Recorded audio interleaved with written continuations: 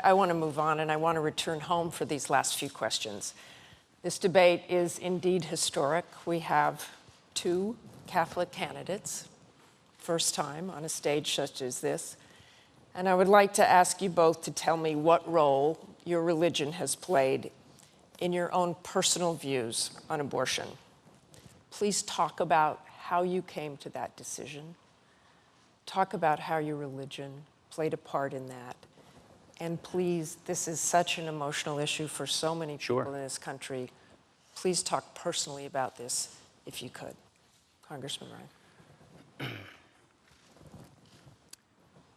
I don't see how a person can separate their public life from their private life or from their faith. Our faith informs us in everything we do. My faith informs me about how to take care of the vulnerable, about how to make sure that people have a chance in life. Now, you want to ask basically why I'm pro-life? It's not simply because of my Catholic faith. That's a factor, of course. But it's also because of reason and science. You know, I think about 10.5 years ago, my wife Jana and I went to Mercy Hospital in Janesville, where I was born, for our 7-week ultrasound for our firstborn child. And we saw that heartbeat. Our little baby was in the shape of a bean. And to this day, we have nicknamed our firstborn child, Liza, Bean. Now, I believe that life begins at conception. Those are the reasons why I'm pro-life. Now, I understand this is a difficult issue, and I respect people who don't agree with me on this, but the policy of a Romney administration will be to oppose abortion with the exceptions for rape, incest, and life of the mother. What troubles me more is how this administration has handled all of these issues. Look at what they're doing through Obamacare with respect to assaulting the religious liberties of this country. They're infringing upon our first freedom, the freedom of religion, by infringing on Catholic charities, Catholic churches, Catholic hospitals. Our church should not have to sue our federal government to maintain their religious liberties. And with respect to abortion, the Democratic Party used to say they want it to be safe, legal, and rare. Now, they support it without restriction and with taxpayer funding.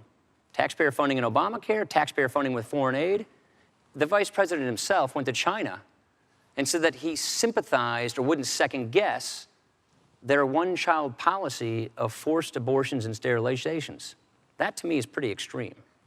Vice President Biden. My religion defines who I am. And I've been a practicing Catholic my whole life. It has particularly informed my social doctrine. Catholic social doctrine talks about taking care of those who can't take care of themselves, people who need help. With regard to abortion, I accept my church's position on abortion as what we call de fide doctrine. Life begins at conception. That's the church's judgment. I accept it in my personal life. But I refuse to impose it on equally devout Christians and Muslims and Jews. And I just refuse to impose that on others, unlike my friend here, the congressman. I do not believe that we have a right to tell other people that women, they can't control their body. It's a decision between them and their doctor. In my view, in the Supreme Court, I'm not going to interfere with that. With regard to the assault on the Catholic Church, let me make it absolutely clear. No religious institution, Catholic or otherwise, including Catholic Social Services, Georgetown Hospital, Mercy Hospital, any hospital, none has to either refer for contraception, none has to pay for contraception, none has to be a vehicle to get contraception in any insurance policy they provide. That is a fact. That is a fact. Now, with regard to the way in which we differ, my friend says that well, I guess he accepts Governor Romney's position now, because in the past he has argued that there's rape and forcible rape. He's argued that in the case of rape or incest, it would be a crime to engage in having an abortion. I just fundamentally disagree with my friend. Congressman Ryan. All I'm saying is if you believe that life begins at conception, that therefore doesn't change the definition of life. That's a principle. The policy of a Romney administration is to oppose abortion with exceptions for rape, incest, and life of the mother.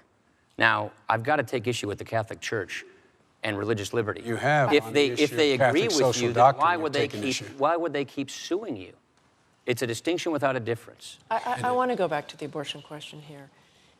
If the Romney-Ryan ticket is elected, should those who believe that abortion should remain legal be worried? We don't think that unelected judges should make this decision, that people through their elected representatives and reaching a consensus in society through the democratic process should make this determination. The court, the next president will get 1 or 2 Supreme Court nominees. That's how close Roe v. Wade is. Just ask yourself, with Robert Bork being the chief advisor on the court for Mr. Romney, who do you think he's likely to appoint? Do you think he's likely to appoint someone like Scalia or someone else on the court far right that would outlaw outlaw abortion? I suspect that would happen. I guarantee you that will not happen. We picked 2 people. We picked people who are open-minded. They've been good justices. So keep an eye on the Supreme Court. Was there a litmus test on them? There was no litmus test. We picked people who had an open mind, did not come with an agenda. I'm going to move on to this closing question because we are running out of time.